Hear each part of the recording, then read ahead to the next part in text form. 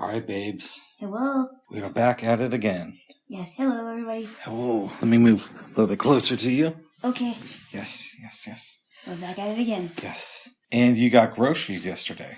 Oh, yes, finally. Yeah, I don't know what happened those 2 times, but that was super weird. I mean, really. Last time it was the driver. The time before that, I think it was the store. It was very odd. I always get freaked out when I have to complain to a company about their service. I don't like it it either. Adds another layer to it when it's twice in a row. Because then you start to think, oh, they're not going to believe me. What's going on here? I'm crying wolf. Yeah. Mm-hmm. Yeah. But the driver was really nice. From what I heard, I stayed up here and was texting you about the estimated time. Yep. Yeah. Super nice guy. He called my number to make sure he knew who I was. I made sure that he was able to see me, and the rest is history. And we gave him a good review. Yeah, he was super, super good. The driver on Friday, I went in and I couldn't give her no tip because of the way the app is designed, but I reduced her tip to $4 instead of $7. Yes. And I put in a 1-star review and wrote something, but it wasn't like You didn't like rake her over the coals and. Yeah. And then, but with this guy, I kept the tip the same because it's not my place to adjust your tip. No, you shouldn't. But I gave 5 stars and wrote a good review. He was great. He was great. And usually the drivers are really, really nice. That's true. Yes. So we had food yesterday then. Jaylo. We did, and what did we have? We just made baked potatoes. Yeah. Okay, we made baked potatoes, super good. Just the thing to both satisfy our hunger, because by that time we were really hungry. Got some snacks. Everything was all good. I have a Walmart order coming tomorrow morning. Uh-huh. And I thought to myself, wouldn't it be interesting if I got the same driver that you got on Friday? That would be awesome. Why? Well, because he was... I said the one you got on Friday. Oh, I'm sorry. Today's Sunday. Not yesterday, I'm sorry. Okay, I don't know how you would... I don't know. That person, you couldn't even pronounce the person's name, right? The one on Friday? Yeah. No, it's Dolores. Oh. Maybe it's... Well, I don't know her last name. Let's just say that. I think I can say first name to a random person. You said that you couldn't pronounce it. No, it was Dolores. Okay. Well, now everybody knows. But, there's a lot of Doloreses who live in the Portland metro area. Yeah, you may even get a Doris or you might even get a Tammy or... Yeah. You might even get a Betty or Betsy. And maybe it was Doris because I do have dyslexia. Or maybe it was Boris. Or Natasha. Yes. Rocky was with them and Bullwinkle was on vacation. No. Anyway, no. That would be weird, but I don't think it's going to happen. I have a feeling it's not. When I lived in Colorado, we've discussed this before. The program I went to, they were very much in favor of using cabs. Which one? That's expensive. They're expensive, exactly. Yeah. And 2, the cab service in Denver, Colorado, at least in 2006/2007, kind of sucked. Yeah, that's tough. Anyways, one day I go shopping, and my roommate does too, but we're shopping for different things. Yeah. And I get picked up by the driver that he just had. Oh, that's funny. Yeah, because I had to tell the guy my exact address, and he's like, I just took some guy there, and I'm like, let me guess, some Indian guy who can't get laid, and he's like, yes. You said that? Probably something like that. I may have left out the can't get laid part. Uh-huh. He has since had a child without the use of in vitro fertilization. Oh my goodness. What? So apparently, his fortunes have changed a little bit. Wow. Yes. Unbelievable. What? You're so weird. That he ended up getting laid? No. It was hard for me to believe, too. Stop. What? No, your humor is just so out there sometimes. That's a good thing. Not really. I brought Not up all the time. the imaginary friend thing again last night, where I said, what if I'm everybody's imaginary friend? And when more of my friends start to die, it'll be harder for people to keep up the belief in me, so I'll just disappear. Well, then I started... Well, and then I said, what happens if you go to heaven and you don't see me there? So obviously your first thought is I went to the bad place. But then God comes to you and says, oh, by the way, Rick's not in hell. He actually never really existed outside your head and a few other people's imaginations. And I quickly squashed that idea and said, yeah, it doesn't work that way. And then I proceeded to tickle you and you said, why are you doing that? And I said, well, if you're an imaginary person, you're not going to feel it, right? No, because it's real to me. That's the thing. Yeah, but it's, well, how could it be real to you if you're somebody's imaginary friend? So if I did this. Oh, no, but I feel it though. Or if I, hold on. Or if I did this. Oh my goodness. Ooh. Or if I get good. Or if I get good. Or if I get good. Oh, soft as a baby's bottom. Oh my goodness. Speaking of butt. What? This morning I say I have to pee, and you were bragging to me about how you used up all the toilet I didn't. paper. No. Were you trying to do it in a convoluted way? No, that's not what I said. I said you did it in a convoluted way. I You didn't come right out and say it. You said, oh, Bob, okay, let me just say it the way... Fresh toilet paper. I'm like, that's great, babes, but I actually just have to pee. All right, God, stop. Bubs. Tell me. Okay, let me explain it to everybody, because Rick is going to say it in a weird way that doesn't make any sense. I basically said that there's the toilet paper on the roll's running out, and if you need any more toilet paper, there's a roll on the side of the counter. That's all I said. Yeah. I never said I used it up. I'm saying it's almost gone. Okay. I typically don't use toilet paper when I pee. Well, I didn't know that. Yes. I guess women do, right? We have to. Okay. We have to. We have open systems. Oh, okay. So if you don't, then it just stays wet in there? If I don't, it gets all over my legs. Oh, and in your underwear. Yes. Interesting. Well, and yeah, and that's why it's easier for men to go pee when they're in camping sites, because they can just pee next to a tree and they're fine. Mm-hmm. But a woman can't do that, because it doesn't just you can't just, use it as a hose and, hose everything in plain sight. You actually have to squat and make sure that it doesn't get on you, and then make sure you have something to wipe with, because it'll get all over your legs. Fascinating. Because women aren't built that way. You see. Well, I mean, I assumed it was something like that, but I didn't know for sure. No, see, that's that's what happened. I'm glad you got your toilet paper then, Jaylo. Which I'll have to buy more of. But yes. I don't know why we had to talk about this. I think you brought it up. I did not bring it up. You did. Okay. Maybe I did. Yes, you did. Who can remember that far back? You always bring stuff up like that. It's weird. Well, you brought it up this morning, babes. No. I brought it up to you this morning, but I wasn't going to, I said it, but I wasn't thinking that you were going to say it here. Yeah, but all I said this morning, we were talking, I said, I really have to pee. And you're like, well, if you need more toilet paper. I wish, you know what? That's it. It. Oh, that's it? That's it? Fighting words. That's it. I'll tickle wall. Tickle wall.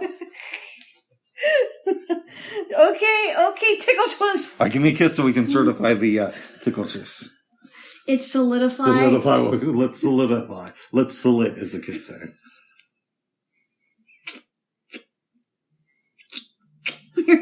You're weird. No, I'm normal. So that was cool, babes. Yeah. Yeah. Well, TP aside, because we have other stuff to talk about. We do. We had a pretty good day yesterday. Yes, it was good. Very good. You played me. I put on some Blood, Sweat, and Tears. And I, for some reason, thought that they were, because of the name, they were going to be like a heavy rock band. Yeah. I knew some of the music, but I didn't know the name of the band. Yeah. If that makes any sense. Because, you know, I've known people over the years who like to listen to oldie stations. Yep. But, they were really good. And I didn't know that they had some just like jazz pieces that they did. Yeah, and some instrumentals. Good stuff. Mm-hmm.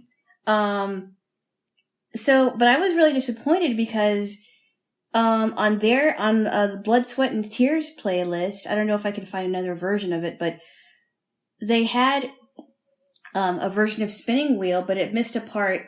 There was a part that was taken out of it, and I liked that part. And it's a part that was, towards the end where it goes da da da da da da da da da da, and it sounds like a calliope. And I was like, "What? They took that part out." And I don't like it when,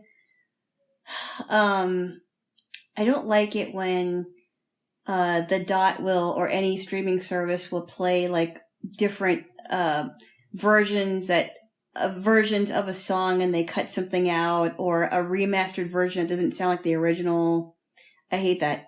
It's very annoying. I do think that there are a lot of advantages to streaming services. Having said that, they still haven't got all the kinks worked out. You know what I heard the other day? What's that? Or a while ago, I guess now? Yeah. Is that on Amazon, Jeff Bezos doesn't want there to be any male nudity. So, for example, there's a scene in, I think it's Bad Lieutenant, where Harvey Keitel is naked, and that's edited out of the movie. He doesn't want any nudity? He doesn't want any male nudity. He doesn't like full frontalness in films that they have on Okay, Amazon. so... That could just be an urban rumor that I heard online. Oh, okay. But that's really strange. Well, that means that he wouldn't want... He may not want to have the Full Monty on his service, because in the Full Monty, apparently the guys are naked. So do they show everything in that movie? I have no idea. I forget. You've never seen that movie? No, I have not seen the Full Monty. I've heard about it. It's also been made into a musical, and it's about I've seen it multiple times. I really like that movie. What is the premise? So the premise is there's a bunch of guys who were working class. And I want to say London. Yeah. So I haven't seen the movie in over 20 years. Yeah. And it has one of the guys who was in Train Spotting. But in any event, and he's the main character. I forgot his name. I think he was Sick Boy in Train Spotting, but don't quote me on that, which is another movie you haven't seen. Okay. And he has a 9-year-old son who he is trying to get along with because, the mom and him have separated, but he's super poor. Yeah. And so these guys get together and realize they can make money if they do this like male striptease show and show everything. And it's about their struggle of whether or not we should do it. So like that's, an interesting, that's like a shocking premise. Like a bunch of guys decide to get naked on stage. Yeah. And they do have some of that, but it's also about what's it like to be poor and be a little bit older, have responsibilities, and not know how to do it. So, like, in one scene of the movie, this guy who I think he used to be a boss at this mid-level company tries to kill himself. Yeah. And is rescued at the last minute. He tries to do with carbon dioxide poisoning. Oh, wow. I haven't seen it since the 90s. Carbon monoxide, you mean? Yeah. I haven't seen it since the 90s, but I remember thinking it was really good. I think I saw it like 2 or 3 times. I would be open to watching that again. That's interesting. There's another movie that I've heard about, and I don't know. It was with Jada Pinkett Smith, and it was called Magic Mike. Yeah, I've heard about that. I don't know. I don't know if it's good or not. I heard it's another kind of a striptease movie. I normally don't like those films, even if it's with women. Yeah. But I think the Full Monty, to me, was done really, really well. Oh, wow. Yeah. Yeah, like I wouldn't want to watch, striptease or showgirls. It's just not my thing. I know that they got completely naked in the Full Monty, but I can't remember if they just showed, from the back or if they showed full frontal. Huh. Something tells me, though, that because it was the 90s, you actually don't see any balls or penis in it. I could be wrong. Well, and I know they made it into a musical. So I don't know if they showed everything in the Broadway musical because I just heard about it. Well, what about the movie Hair? Because in Hair, the movie musical, the cast the whole entire cast ends up on the stage nude. So I've never seen Hair, but I've heard great things about it. Yeah, I heard it's a weird. I mean, I read about it. And I'm like, yeah, this is definitely a hippie musical. But I heard the music is great, and but I also heard that in the Broadway show they are nude on stage. I would be down for watching a movie version of Hair. I'm sure they must have one. Yes, they do. That's what the musical is based from. We should do the Full Monty and Train Spotting one night. I'll think about that. Oh, is it because that one guy was in Train Spotting? Yeah, and I know I'm going to sound like an idiot for people who remember both movies, but it's the main guy from the Full Monty had a supporting role in Train Spotting. Yeah. Okay. Really great movies. Okay. In my opinion. Okay. You know what bugs me, babes? A lot of things? Yes. Okay. Life. What bugs you? But more specifically, last night, as I was trying to fall asleep, I don't think you were out already. I had a hard time sleeping for a while. I don't even remember when I went to sleep. I just didn't try to go to sleep for a while, but once I tried, I was out immediately. I remembered there was something I said here recently, a fact that I got wrong. Mm-hmm. I'm like, I got to bring that up tomorrow, and I've completely forgotten it. Oh, hopefully you'll remember it. I'm sure. Was it about a movie? It was probably about a movie. I don't even remember the context. It might have been about a movie. Huh. Oh, God. That thing last night in bed that really annoyed me. The Miles Davis thing. Oh, is that what it was? No, that wasn't what it was. You were trying to find... No, I know what that was, but that wasn't the inconsistency. I'm just saying that's something else that annoyed me. Yeah, that one. So we were talking, and I forgot how Miles Davis came up. I said to you, I gotta share this with you. And I'm looking for a poem that was in the book Yo Bum Rush the Page. Mm-hmm. And it's basically a book of poems that were related to people who were on Def Poetry Jam, which is a show that I enjoyed back in the day. And we need to watch some of it sometime. Mm-hmm. But I couldn't find this poem. And it took me a while. Eventually, I knew where to look to find it, but I couldn't enlarge the print. And it's one of those things to where you really want somebody to speak it out. Mm-hmm. Instead of having a computer voice read it to you, so you never heard the poem. Oh. But I said I'm going to try to memorize it for next weekend. But didn't you say you got someone to read it, and it was yeah. Guy? So here's what happened.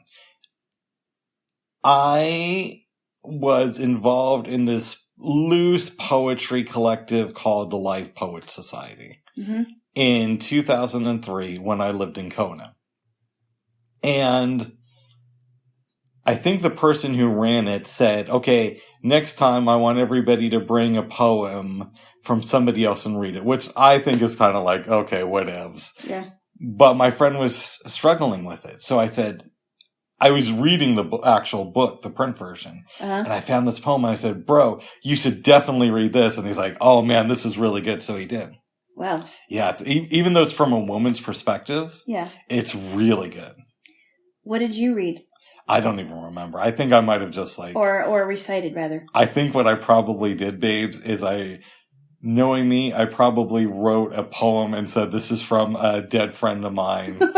You know. Something like that. Dead friend that never existed. Yes. My imaginary friend. Right. Exactly. Yes. I've thought about that, babes. What's that?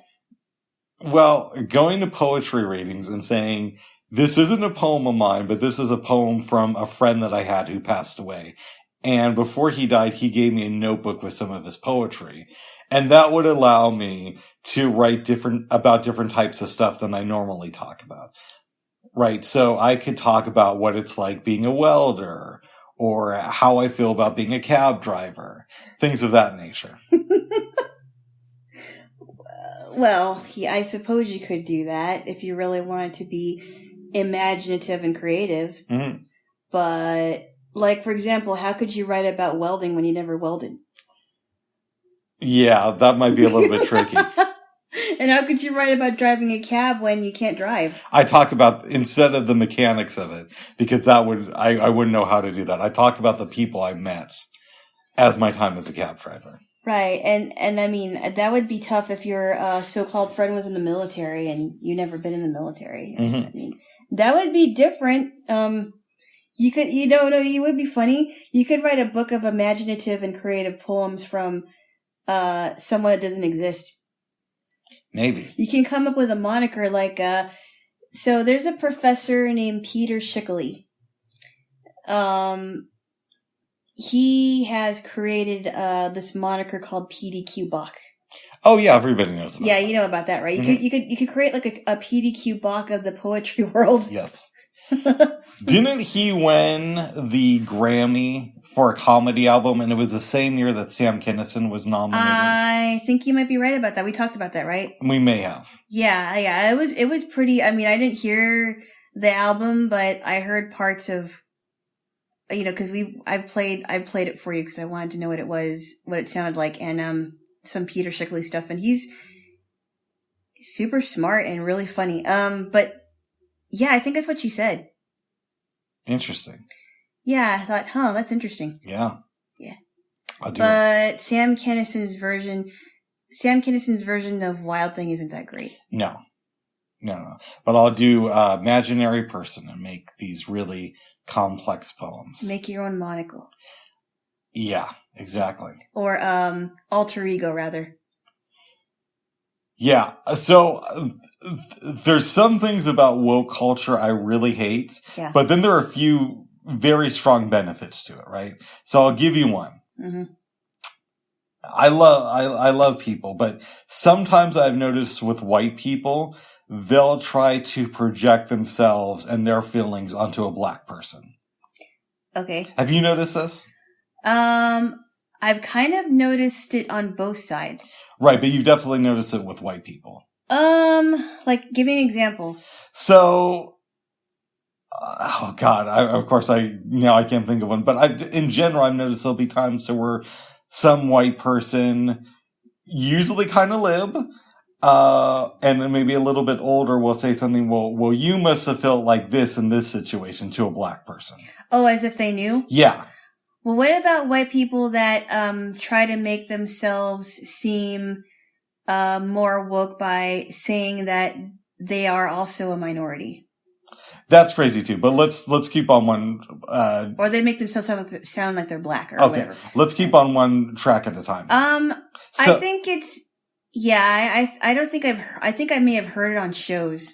Yeah. So, one of the few good things about woke culture is now as a white person, you can't really do that. And it always made me feel a little bit, uneasy. But I'm just thinking a way this could go awry is what if there's a white guy who still wants to do that? So instead they write these poems and they say, this is, my black friend who died last night. And now I have his, poems talking about what it's like being a black man in America.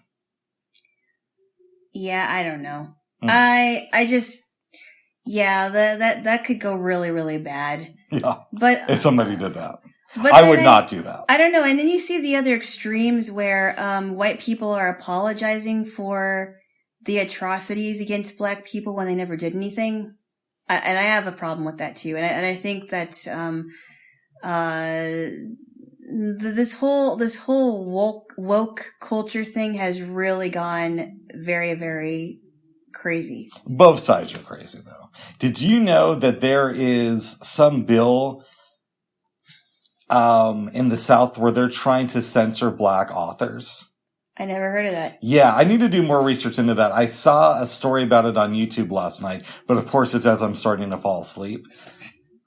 But apparently some southern states are trying to censor some black authors. I'm gonna do more research into that. I think, so it goes on the conservative side too. Uh-huh.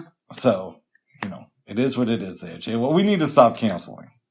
But. Yeah, I think this whole censorship, canceling, whatever is just insane. Jon Stewart did have a really good observation where he says, I've noticed that the people who are in the cancel culture, it's like the only thing they can talk about. And I've kind of noticed that too. I don't know if that's true or not. Oh. I don't think they'll admit it. Well, I mean, the people who say that cancel culture is a bad thing. It's like, yes, but there's other bad things in the world too. Yeah, but it's a big problem. It is a big problem. It is a very big problem. But we have many big problems in this country. I know, but that's one of them. It is one of them. But it's not the only problem. Mwah. Oh my goodness. Yes. Now. Yes. I am hopeful that Joe Biden will be primaried from the left in 2024. Whether or not that'll happen, we'll have to see, and that it's a complete non sequitur. Yeah, I'm like, why are we talking about that? As I'm saying it, I'm like, this is not related at all. Yeah, it's not. Oh my goodness. Speaking about pizza, let's talk about Joe Biden. Speaking of teriyaki chicken, why don't we talk about Madonna? Yes. Okay, where do you want to go now? You want to go to the movies? Well, we also did watch some Ted Lasso the other day. Oh, that's right. Yes. Let's talk about that. Let's talk about he's here, he's there, he's every fucking where. Roy Kent. All right. Enough with the singing. You don't like my singing. I don't like that song. Oh, why not? I don't know. I think the theme songs are kind of corny. I do too, but they're fun. They're fun. They're corny. The show is corny, but that's the whole thing. Is you're watching a corny show. The only corny person is Ted Lasso. Everybody else is not corny. Well, maybe Coach Beard is, but Ted Lasso is like the corniest of them all. No, but even some of the stuff that happens in the show is kind of corny. But that's the appeal of the show. Okay, well, let's go on to the first one that we saw. Tell me. Talk about it.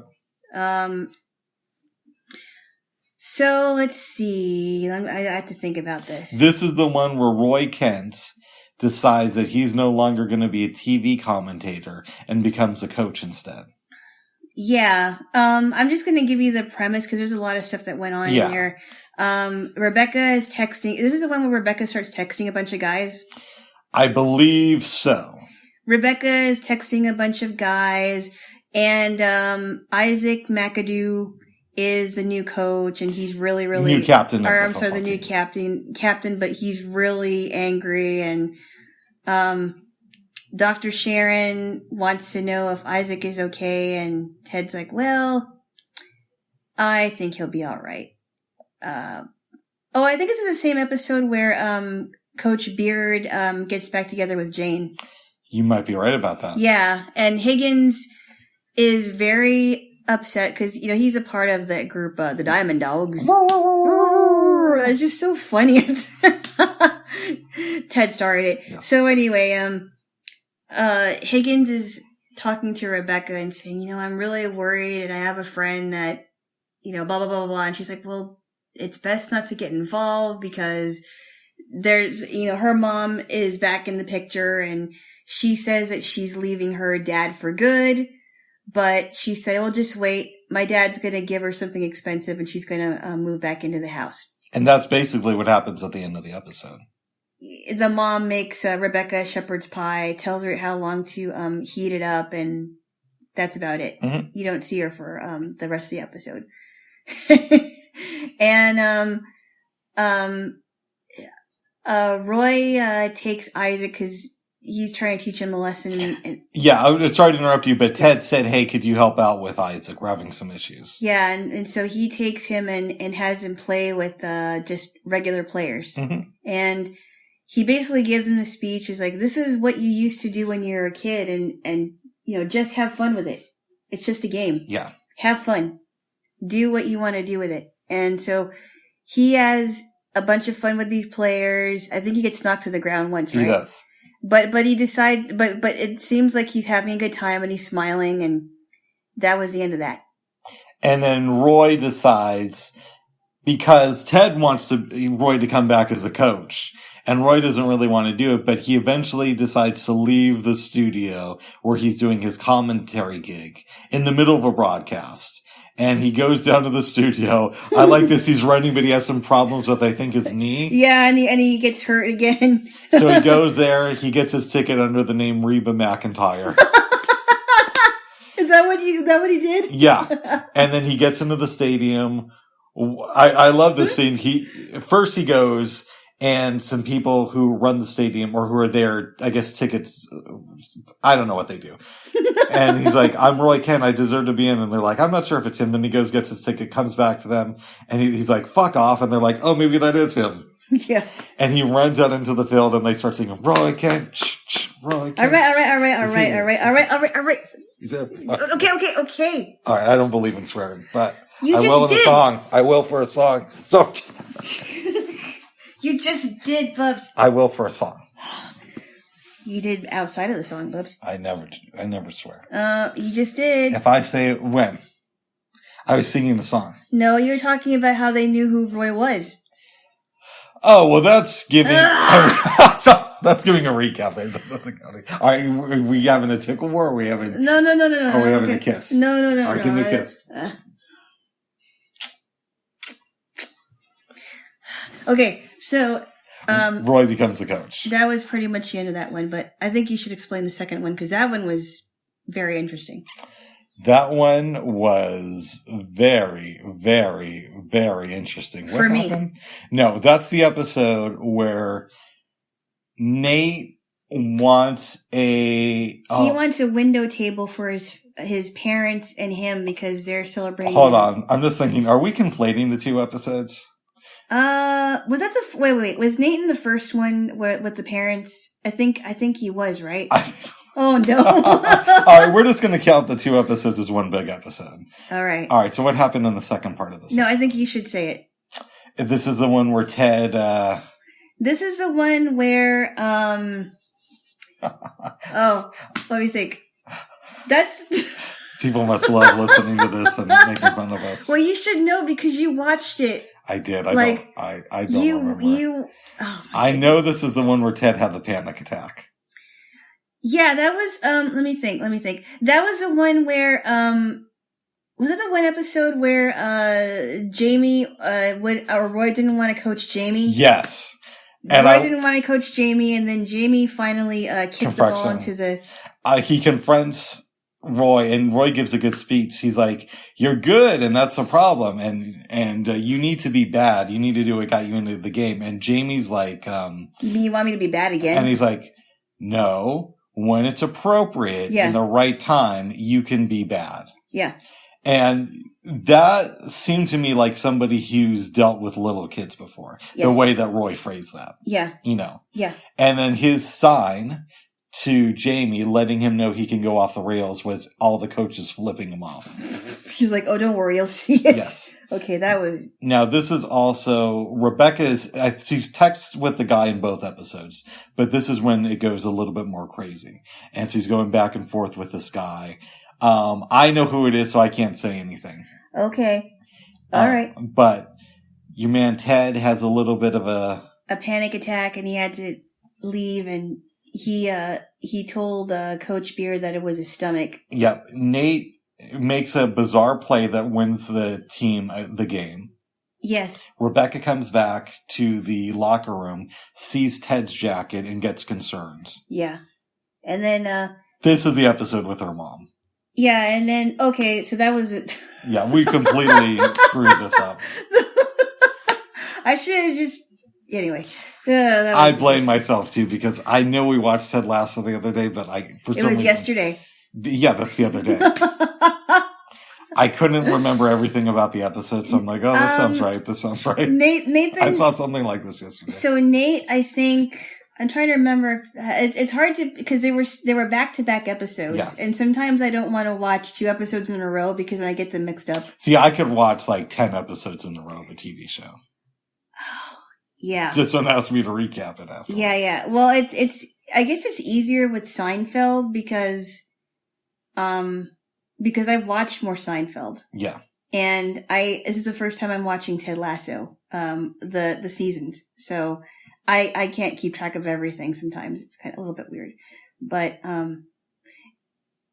It was good. At the end, very good. The episodes end with Dr. Sharon coming into her office. Ted is lying down on her couch and says, "I'd like to make an appointment." I think what we should do in the future is treat Ted Lasso as if it's one big episode, unless I like that. Unless the 2 episodes are actually different. I think that's a great strategy. Because we really messed up.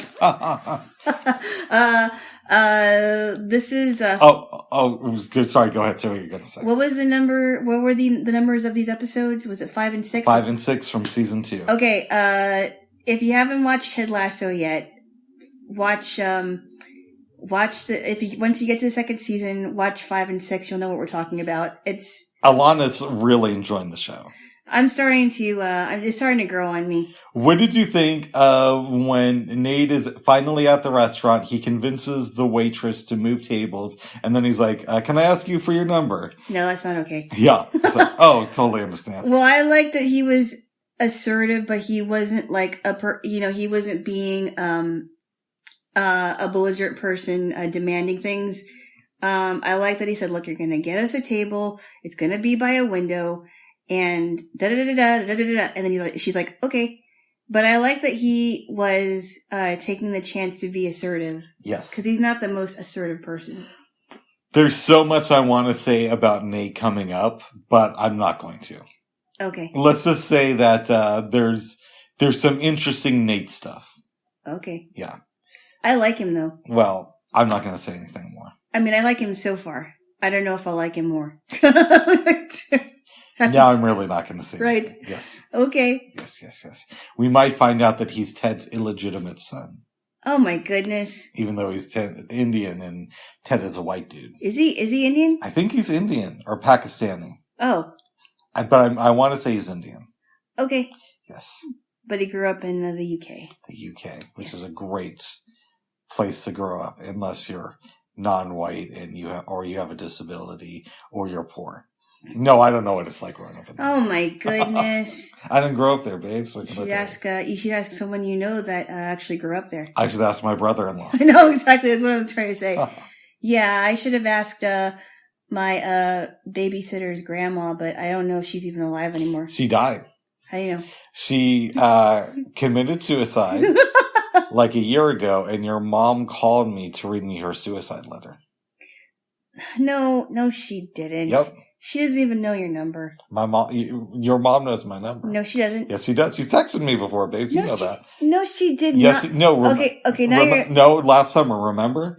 Because you wouldn't answer the phone, your mom texted me. No, that was somebody else. No, that was your mom. No. Okay, she did that, but she had a different phone. She has a different phone now. And you can save numbers from one phone to the next, so she probably still has my number.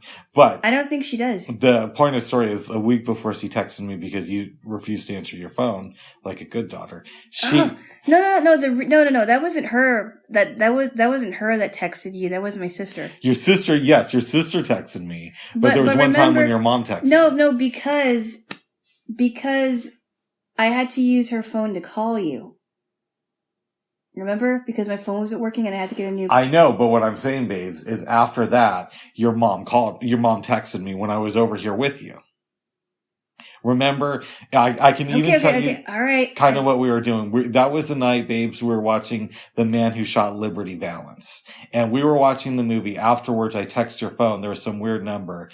And I found out it was your mom because he said something about I'm trying to get a hold of Alana.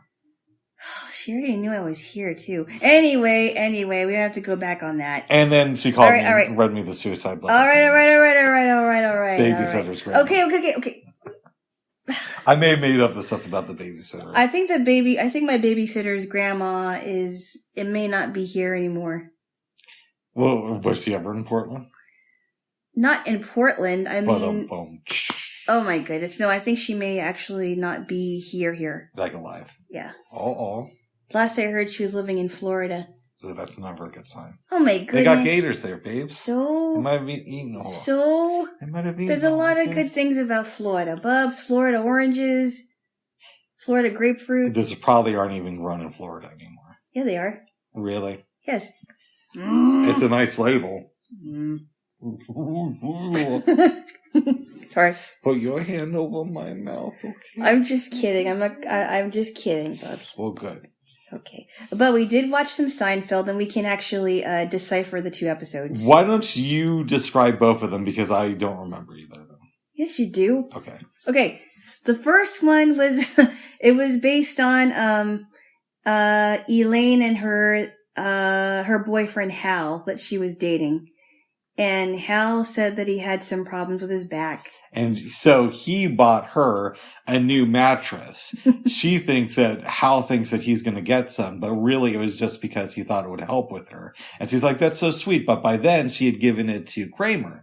Now, Kramer, I realized I said I don't remember, and then I just took over, so I'll let you get back to it. No, go on. So Kramer was nice and gave it back to her, but what Elaine didn't know at first is that Kramer had started swimming in, I want to say, the Hudson River. The East River. The East River. Yeah. Which is supposedly very filthy. So the mattress smelled like the East River. Yeah. While this is going on, Jerry has hired an architect to help redesign his kitchen. Yes. Is that the proper term? I'm horrible with stuff. I think it might be like an interior designer. Designer. And he's asking all these questions. George comes over, borrows the guy to redesign his desk so that George can sleep under it. in his office. Yes. So George is excited at first. He goes to bed one day, and Mr. Steinbrenner walks in, just sits there and is humming the song. His grandkids come in, including a little kid named Brian. He seemed really nice, and he goes under the desk and he's like, Hi, I'm Brian. And George is like, get away from me. And then there's a dog. He starts licking George. And then he's calling Jerry and saying, Jerry, call in and say that you have a bomb, that you're going to threaten to bomb the place. Call in with a bomb threat. And he's like, I'm not going to call in with a bomb threat. So he does, and everybody tries to get under the desk. George is already there.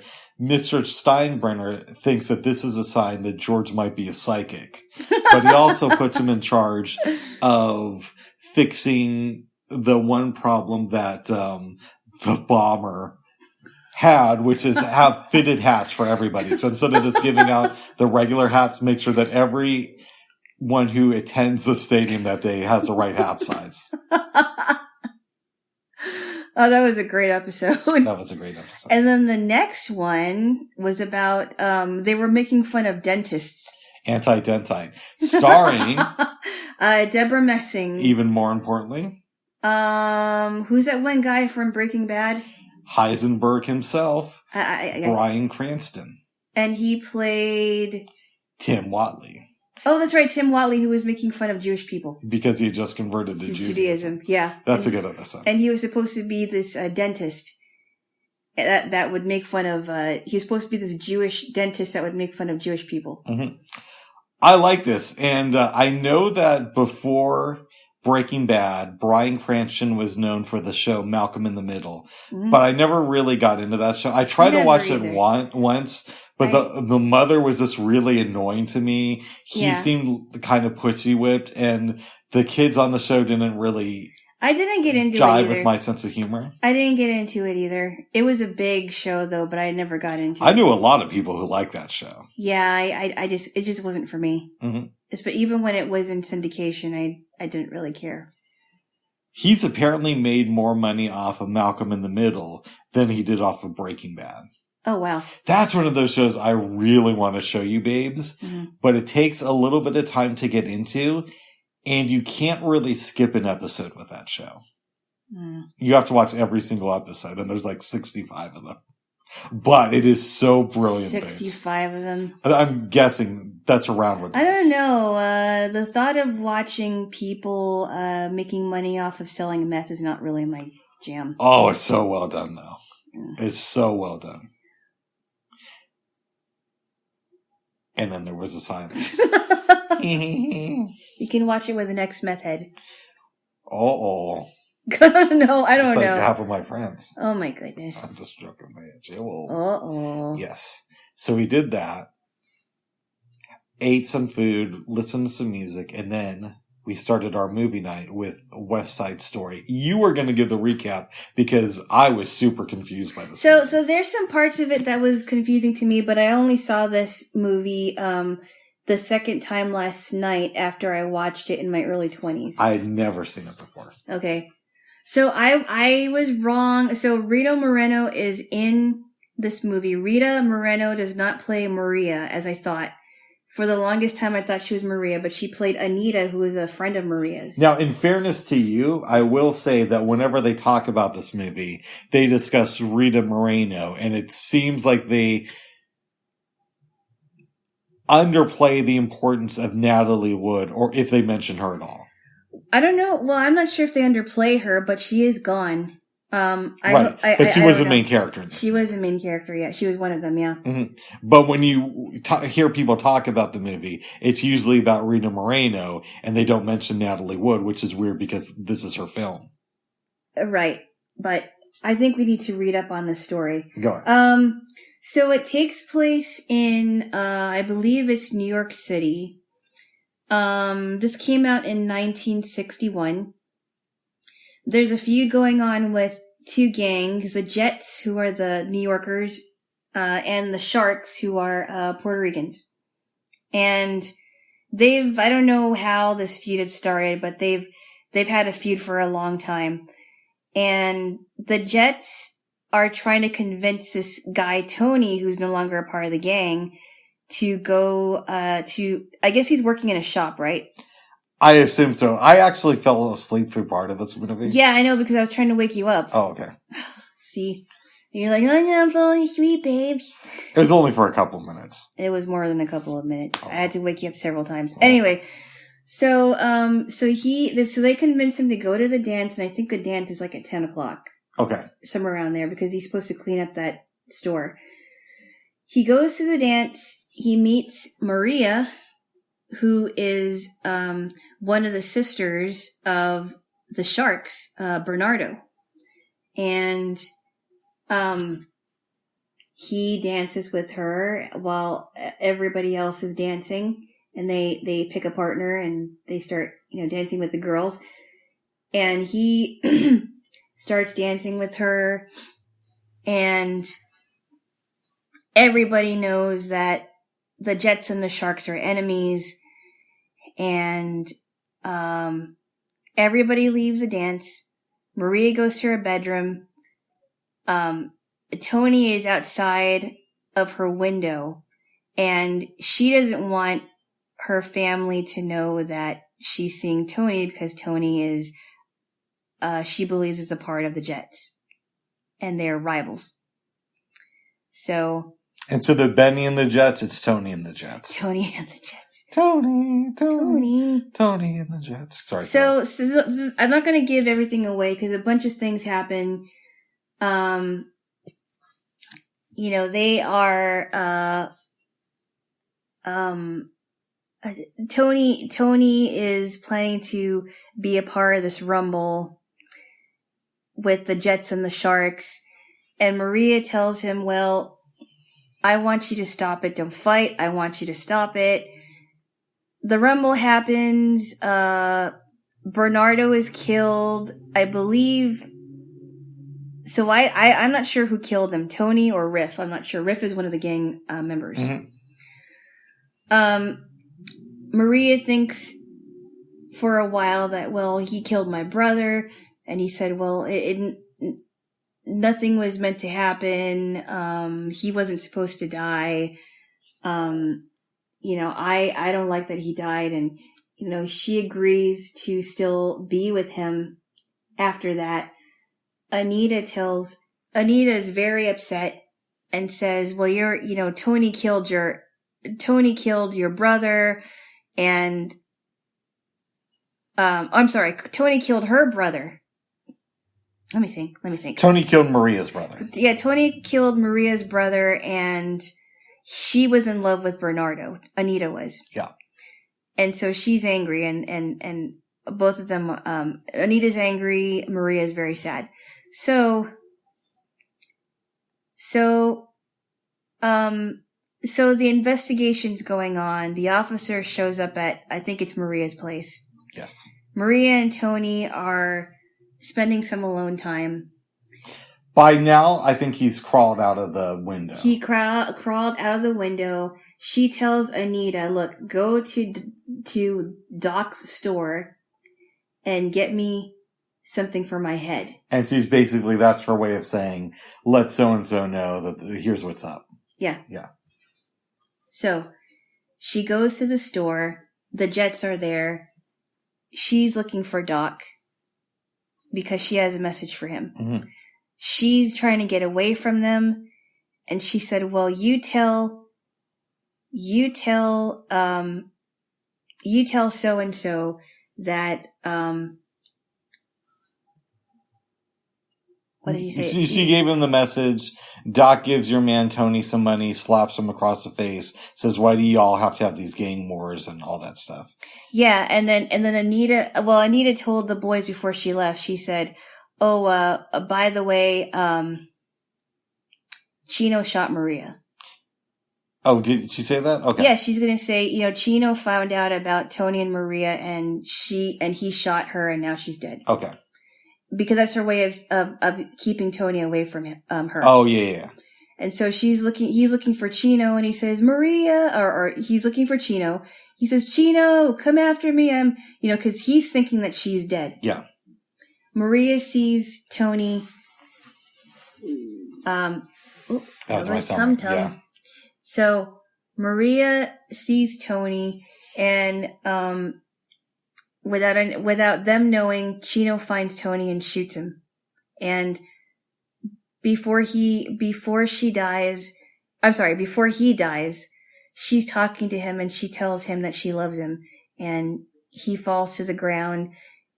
His gang circles around him and she grabs the gun that Chino had and is threatening to shoot all of them because now she's very, very hurt and she's expressing her hatred towards the gang. And what's the last scene? She unzips his pants. Hey, no. Oh, sorry. What happened after that? No. Tell me what the last scene was. The movie ends. I don't remember the last scene. No. This is the last scene, isn't it? Yeah, I think they take the body away. Yeah, they take the body away. They gather around her and then everybody starts to leave and that's the end of the movie. Yeah, it was good.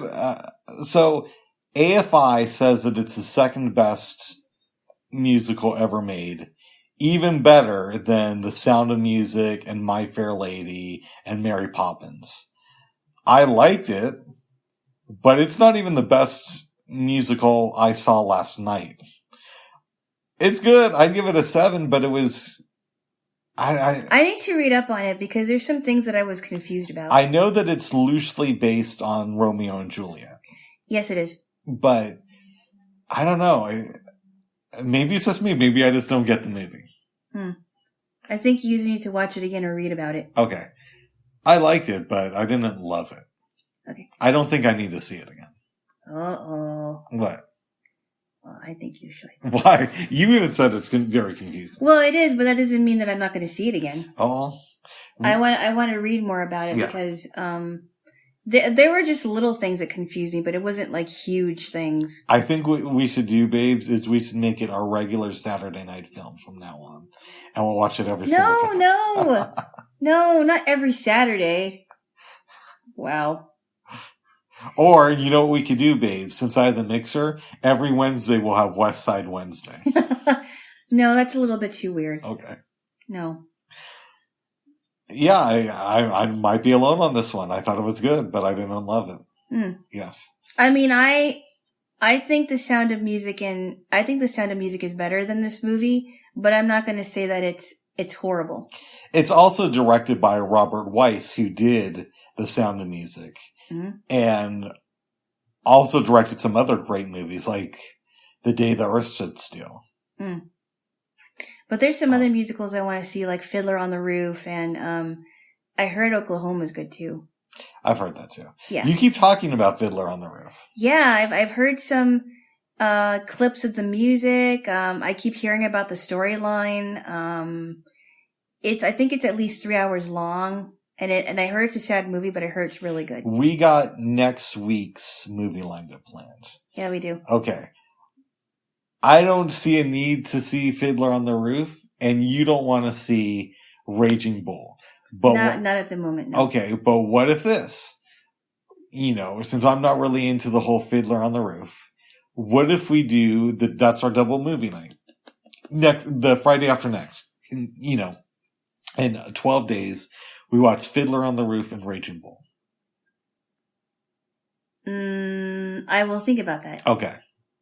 Raging Bull is kind of heavy, and Fiddler on the Roof is for 3 hours. Raging Bull is about 3 hours too, I think. Oh, geez. Yeah. How are we going to do that? We'll start early. We'll start at 4. Really? Is it really 3 hours? I think it's close. Let me see. Alexa, what's the running time for Raging Bull?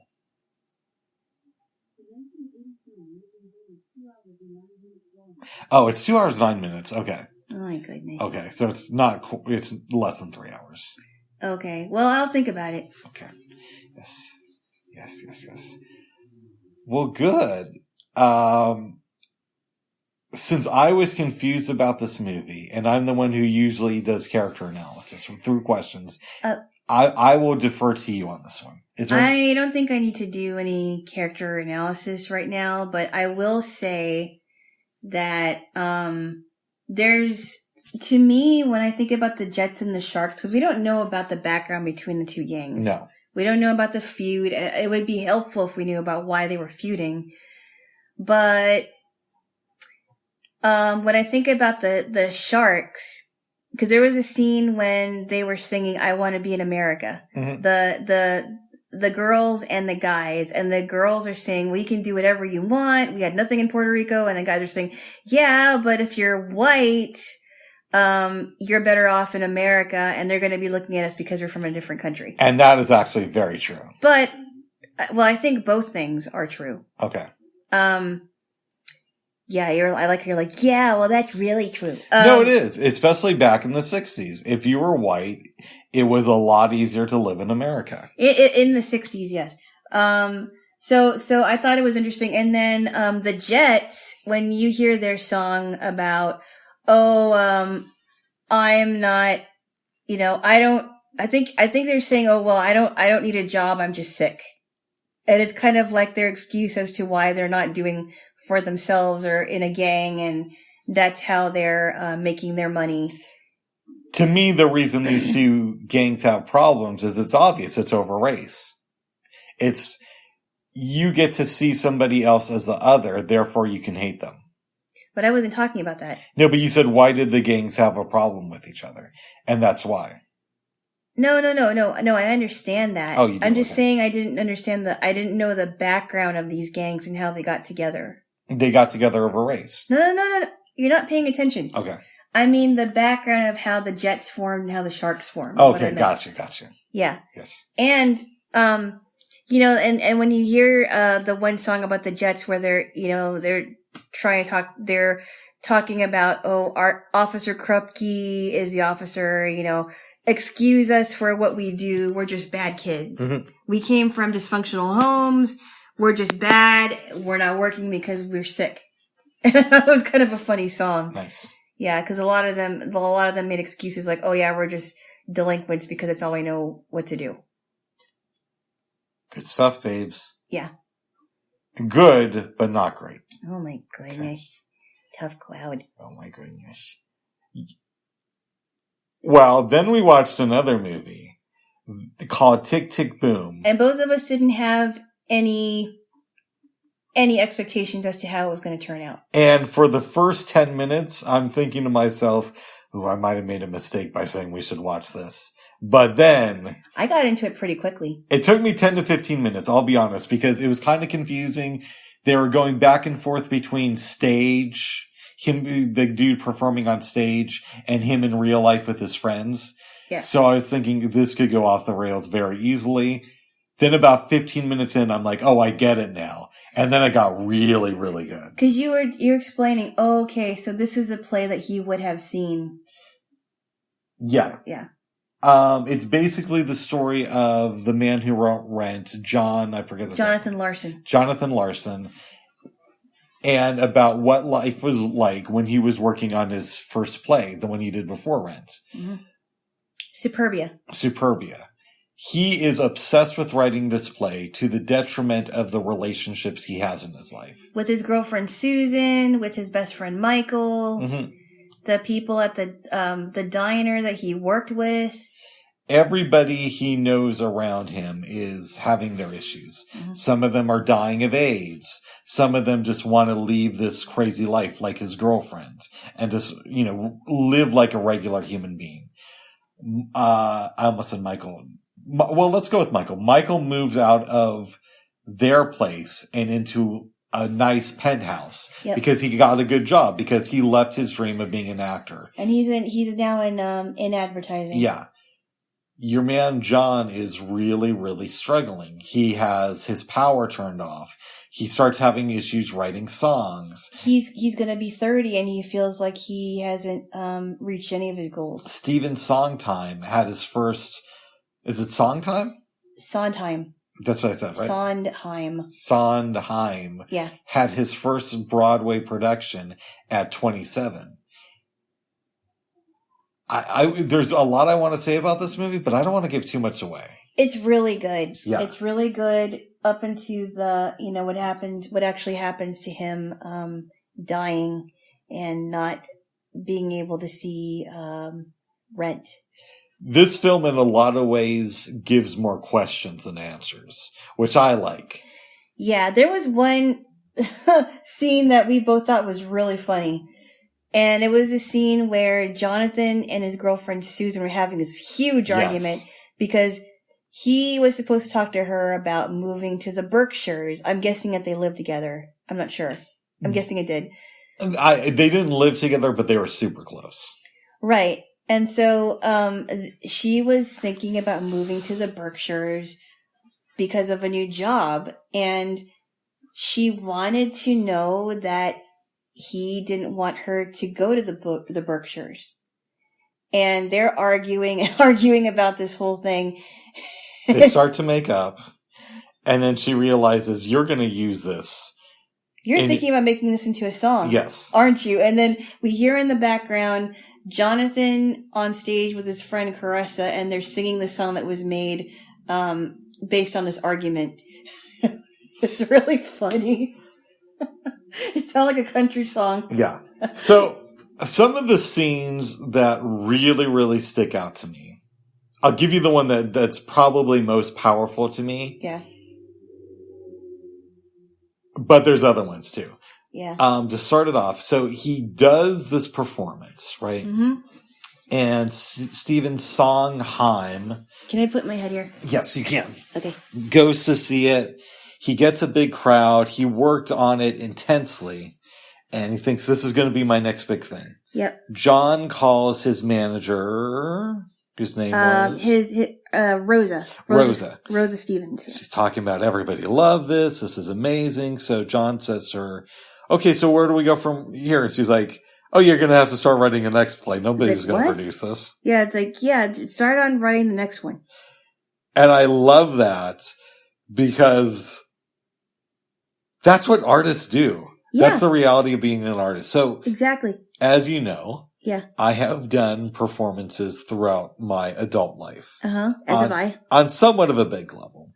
And there have been times to where I've gone to a performance thinking this is going to be a huge thing and nobody shows up. Wow. And there have also been times where I've gone to a performance, have been told that there are very important people in the audience. I go on stage and completely kill it. Everybody says that they love this and that this is the turning point of your life, and nothing happens after that. Yeah. And you know some of those stories that I'm not going to share here. So when that happens with a manager, I'm like, yeah, I 100% believe that moment. That seems so much like this happened in real life. I've had performances where I thought I did all right and I completely bombed. And I didn't realize I bombed. Like the very last performance that I gave in college before I graduated was a total disaster. I mean, it wasn't like a total disaster where people didn't know what I was playing, but my notes were flat and, I, was wearing some ill-fitting outfit that I used to fit in.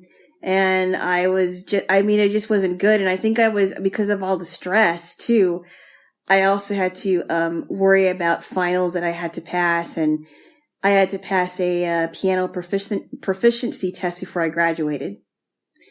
And I did pass it, but it was very, very stressful. And it was just, there are some performances that I did very, very well. Yeah. And there were some where it was just, I wish I never performed it.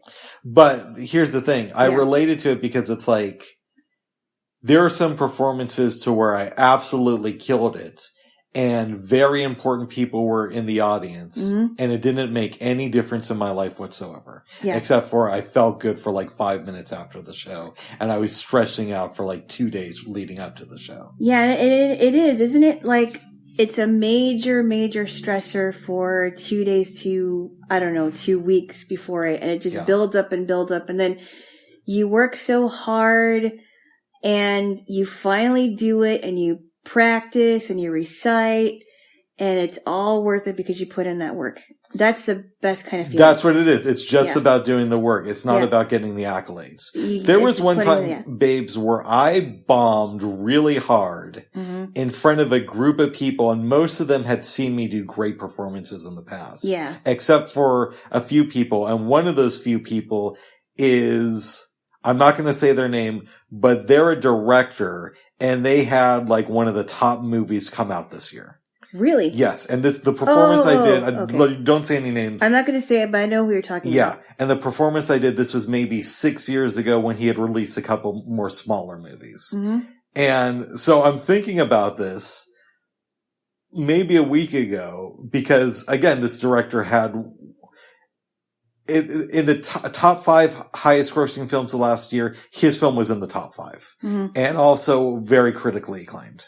So of course I'm going to think to myself, well, what would have happened if I would have done a great job at that performance? Would he have cast me in this movie? And then I think to myself about all the other times I killed it in front of super powerful people in the industry and nothing happened. Yeah.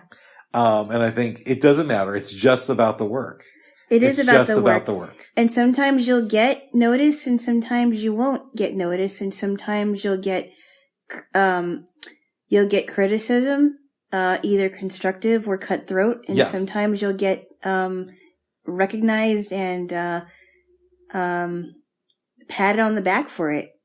So it could go either way. This film to me says so much about the life of an artist. I also really like the scene a little bit earlier in the movie. It's the first time he encounters Stephen Sondheim when he goes to, I forgot what they call it, but it's where you go to present your musical and judges will talk about it. Oh, it's a workshop, right? Yeah, it was a workshop. It's the workshop that he was doing. And one of the judges says, I didn't like this, I hated that. And then Stephen Sondheim completely disagrees. So the first judge starts agreeing with everything that Sondheim says. Was it I don't know if it's a workshop or whatever you call it, but yeah. That was kind of funny. Because we've known people like that who are in the arts. I love artists, but there's a lot of kiss asses in the art community. There just is. And it's always going to be like that. They're always going to agree with whoever the most powerful person in the room is. Right. Because they might be successful to you, who's nobody, but in their eyes, they're looking at Stephen Sondheim like he's the one that they want to, emulate too. Yeah, like that one guy, Ira. You remember Ira? Tell me. Well, Ira, I liked how he was very honest with Jonathan about how much is it going to cost for musicians? Yeah. And he said, look, I'm sorry, but you're going to have to get your musicians somewhere else because we can't pay for that. It's going to cost $100 per musician. So he sells his stuff. He goes to the advertising group. Yep. As an artist, I have to tell all of my artistic friends to watch this movie. Whether you like musicals or not. I also thought, what really got to me too, it wasn't just the swimming scene when he was thinking, I got to write this song and I didn't get any, and it's, I have 12 hours to do this. Yeah. And he swims in the pool, and somehow he gets this idea. Yes. And you know why that's so great? Yeah. Is because that's so realistic of what happens in the artistic process. You'll be slaving over something for days or weeks at a time, and then you'll go off and do something else when you feel like you should be still working on the thing. And that's when the real work happens. I love that. Yeah. I love that. I mean, I've heard stories about songwriters that have wrote songs, and it's like it was only a few hours old. Yeah. That they wrote it, and it's like, I'm stressing out over this, and then I have to think, okay, and then they're thinking about whatever it is, and it's totally unrelated, but they end up writing about it. It's brilliant. It is. It's a brilliant movie. Another couple of things that stood out to me outside of the artistic thing. There's this great scene where he's walking with Michael, and it's right after Jonathan completely blew the opportunity to participate in the advertising marketing group. Yeah. And they're talking about life, and he starts telling Michael, it's easy for you. You're this really successful guy, and you have no problems in the world. And Michael starts talking about, well, you have somebody who loves you. I don't have that. And look at who's trying to stop me. Jesse Helms, the moral majority. Or minority, was a minority or majority? And you can just go out and be in a relationship, but because I'm gay, I can't just do that here. I thought, to me, that was a great, powerful scene. Well, I think what was powerful about that was when he admitted that he had HIV, and that's a little bit later. I know, but okay, that was later. But that's a great scene too, though. And the one scene too that was especially powerful was when Jonathan was sitting outside, and somehow a piano was outside in that field, and he was writing a song based on his friendship with Michael. And in the background, you hear Michael singing "Is This Real Life?" And he's remembering the times with Michael, and then after that, he resolves it by telling Michael that, whatever it is, I'm going to be by your side, I promise. Yep. And but they were really good. I mean, Michael was really good in that movie, and the guy who played Michael, and the guy who played Jonathan. And I also thought, if you don't mind, go ahead, about how Jonathan was thinking, I'm turning 30 soon, and I don't have any work to show for it. And sometimes I think about that, and I'm like, do I have anything to show for my artistic ability? Because right now it's kind of at a standstill. Mm-hmm. But that doesn't necessarily mean that I'm never going to show anything for it, or never going to have anything to show for it. It just means that right now it's like on a hiatus. That's the conundrum of every artist I know. Yeah. Every artist, and I know some artists who are fairly successful. Yeah. Every artist I know thinks like that. Do I really have anything to show for my work? I'm glad I'm not the only one. For the years of struggle I put in. Yes. It's just a fact of life. If you accept the artist's way, or the path of the artist, or whatever you want to call it, that you're going to feel those emotions. That goes with the gig. I think it's very healthy to feel that, and I think it's very healthy to verbalize it. So I disagree with you a little bit. I think it's normal to feel that. I don't think it's healthy at all. I think maybe healthy was the wrong word. I think normal it was a word. That it's not uncommon to feel that way. Yeah. But I think it's also good to verbalize it because I kind of feel like musicians and artists are not understood. Of course not. That's the whole point. Like when I was trying to explain to people in my family, the struggles that I was going through in my last year of college, they didn't understand. At least I don't think I explained it correctly. They don't, because people who do normal stuff are never going to understand what it's like to be in the arts. Mm-hmm. They just don't. Mm-hmm. And part of that too is because artists don't really fully understand it too, because it's this weird connection between reality and fantasy. You walk this very bizarre line all of the time, and it's hard to put into words. And if you know, you know. But if you don't know, you don't know. Mm-hmm. And even if you know, you only kind of know. Yeah. You know what I mean? I think the thoughts of an artist are so complicated. Yes. And I'm realizing that as I get older. But I'm glad that I'm not the only one that feels like that.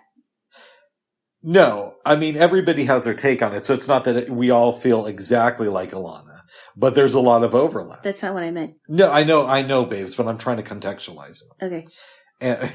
And it's a very bizarre thing. And when you get into rooms with artists, we all think that our work is more important than the other artists that we're talking to.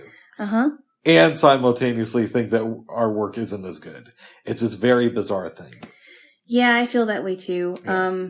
There's comparisons and, and I also think one of the reasons this story is so tragic but also works is because Jonathan Larson is known for the musical Rent. Yep. But he died the night before its first public showing. Yeah. So he never got to experience success. Yeah. You know what I mean? Yeah. But what he left behind ended up being successful. Yeah. Which I thought, wow. And I keep thinking, well, what if that happened to me? I think with me, 9 times out of 10, that's what's going to happen. A 90% chance, I should say. Or I may not.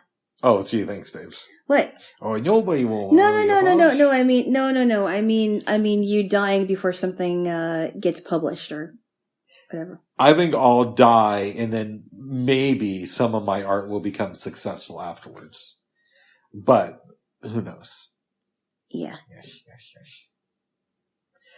In any event, babes. It's a really powerful movie. And now that we've ended on that sad note. Yeah, it's a very powerful movie. I think any musician, artist, actor, actress should definitely watch it. I wonder, too, who died first, Jonathan or Michael? I don't think... I guess we could find out. We could find out. I have a feeling Jonathan died first. Maybe. But Michael got diagnosed in 1990. Yeah, but Magic Johnson got diagnosed in 91 and he's still around. And Magic Johnson is a super rich, famous celebrity who was also not just famous, but famous for doing something to where he had to be in peak physical shape. Yeah, but I don't know. Magic Johnson was famous. And he was in great physical condition too when he got diagnosed. Yeah, but even if he wasn't in great physical condition, I mean, I met someone that I won't mention the name of.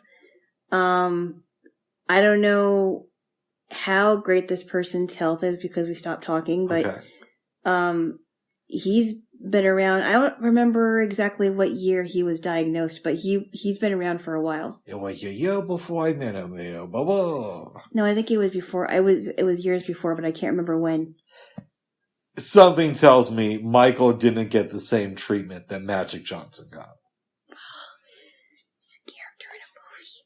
No, but he's based on a real person, babes. I know, but you do this all the time. What do I do? Every time I try to talk about Magic Johnson, it's like, yeah, but they're like super famous. No, but for real, he was a rich guy who had a high profile and still does, not to the same extent as the early 90s, but is still very well known and was in great shape when he was diagnosed. I think there's going to be a difference between that and a guy who has a little bit of access to money, probably keeps himself fit, but isn't in Magic Johnson level. Yeah, but I mean, even if he was, it may not be true that he's gone. I'm just saying. It isn't a disease where the rich people survive more than the poor people. I think when you're rich, you have access to certain resources that you don't if you're poor. And it's not that Michael was broke. He had a great job, but he wasn't Magic Johnson level. I don't know. I got a weird way of thinking of stuff. Oh my goodness. Watch. We'll do the research and we'll find out that he died in 1992 and you'll be like, Bob, nobody could have put that together. I don't know what I'm going to do with you, Hammond. You're gonna listen, okay. Because I'm always correct, okay. No, not all the time. Most of the time, okay. No. Yes. Not all the time. Oh my goodness. Is there anything... Oh, let me ask you this. Yes? Would you recommend Tick Tick Boom to your family? If so, what's the elevator pitch? I don't think I have an elevator pitch for this one. I don't need to have one for every single movie, but... Why do I have to have one for every single movie? Seriously. Because it helps you form an idea of what you would say to people to sell them. Well, okay, if I had an elevator pitch, I probably would say something like, if you really want to know the life of an artist, watch this movie. I like that a lot. Yeah. If you really want to know a day in the life of an artist and the thoughts of an artist, then watch this movie. I wouldn't say the day in the life of an artist, but I get where you're going. You know what I mean? The life and thoughts of an artist. Yes. Yeah, I like how you try to correct my elevator pitch. I'm just trying to help you refine refine that one. I'm your focus group. Well, I did like the scene with the focus group. It was pretty funny. That was great. It's weird because on one level, this movie isn't realistic at all because there's so much music and you're going back and forth between the stage and real life. And on another level, I completely buy into it and it's so realistic. It's almost because it's done in kind of like a fantasy way. Yeah. It allows it to be realistic. And the girl said that the events in the story are true except for the stuff that Jonathan made up. Yeah. So we don't know which one he made up and which one he didn't. Great movie. I'd give it an 8.5, maybe a 9. Oh yeah, I'd give it around the same score that I gave in the Heat of the Night. But in the Heat of the Night and Tick Tick Boom are good in their own ways, but the scores, I would score them the same way. I think that in the Heat of the Night is better, but it's close. Yeah. Yeah. It is. They're very, very close. Yeah, as far as how good they are. But I think that the reason why Tick Tick Boom is so good is that the both of us relate to it very, very closely. Yes. I don't know what it was like being a black man in the South in the late 1960s. According to Alana, it was all cake and ice cream. Bubs, I didn't say that. Sorry, babes, I didn't know. Okay. Oh, Bubs, you're not being good boy. I'm always good boy. Give me a kiss. Give a kiss to the never naughty boy. Okay. No, he's that charming. I will say that. But I do know what it's like being a struggling artist and, being shit on and metaphorically speaking, of course. No one defecated on your face or anything. No. And then feeling like you're progressing and then taking 20 steps back and all that stuff. Being the only blind student in a music department. I don't know what that's like. No, I know what that's like. Okay. It's very hard. Okay, good. I mean, it was not hard when it came to other students, but It was hard when it came to, former teachers. Nice. I think for the most part, my teachers were supportive, but there was one of them that wasn't as supportive, and it could have really broken my spirit. Oh. But that's a struggle that some artists go through. That's right, babes. And you will be recommending this to your family. Yes. Nice. Yes. Because I would love to watch this with my mom. Yeah. Because it would make her think about some things that she may not have thought about had I not shown her the movie, and because she knows people that are in the arts, I'm sure, especially me. Yes. So maybe that'll give her or somebody else something to think about. Very good, babes. Yes. So what's Tick Tick Boom? Tick Tick Boom. Boom. Jaylo. Why do you say it like that? Say what? Tick Tick Boom. I don't know. Whenever I hear the term Tick Tick Boom, I think of rap music. Okay. Because of that Ice Cube song. You can do it with your back. Okay. You asked me why I think I know, but I have to quote it again. Anyway, And I know he said like tick, tick, boom. And I say like tick, tick, boom. I say it in more of a chill, relaxed way, but it still has a hip hop influence. Okay. I don't know. In any event, babes. Yeah. Did you have any dreams last night? I did not. I did. I did not. I did. I think you should. And you were in my dream. Again. I was in bed with this woman. We were doing our thing, and then Jaylo comes in. Wait. You never mentioned that. Yeah, I did. No, you said that you were doing a project with somebody. In bed. And we were doing our thing. And the project was an adult project. Hold on. Babes, we're polyamorous streamers here. You said a project. Oh, babes, we're polyamorous streamers here. Okay? You said a project. And we were all, you can talk about projects during stuff. Oh my goodness. Well, babes, the point of... You never told me that. Point of story, babes, is one, you can't get mad at me because we're polyamorous streamers. And I was just wrapping up, and my Jaylo comes in, and we start talking about, the project, and then I wake up. The project? Yes. And that's all I remember. You never told me what project it was. No. I don't think we were having sex. I was just seeing if I could get a reaction from you. What? That's why. What? Okay, I get it. No. But I was in bed working with this girl on a project. My Jaylo comes in. I put on my shirts, and I start talking to my Jaylo. What? Okay. Okay. I guess I can take that one. Okay. You're off the hook for now. I should be off the hook anyways. I'm allowed to have sex with people. My goodness, Bob. I am. You said that you didn't. I know I did. I did not. Oh my goodness. No, I did not last night. Yeah, you see, guys, you like to do that to get me upset, huh? Oh my goodness, I love you there. Jaylo. Oh my goodness. Is there anything else you want to talk about? I don't think so. I think we discussed quite a bit in this episode, don't you think? Too. We should kiss, and then I got a thing coming up somewhat soon, so you might want to kick me out, and then okay, we'll do our thing. Oh my goodness. First kiss.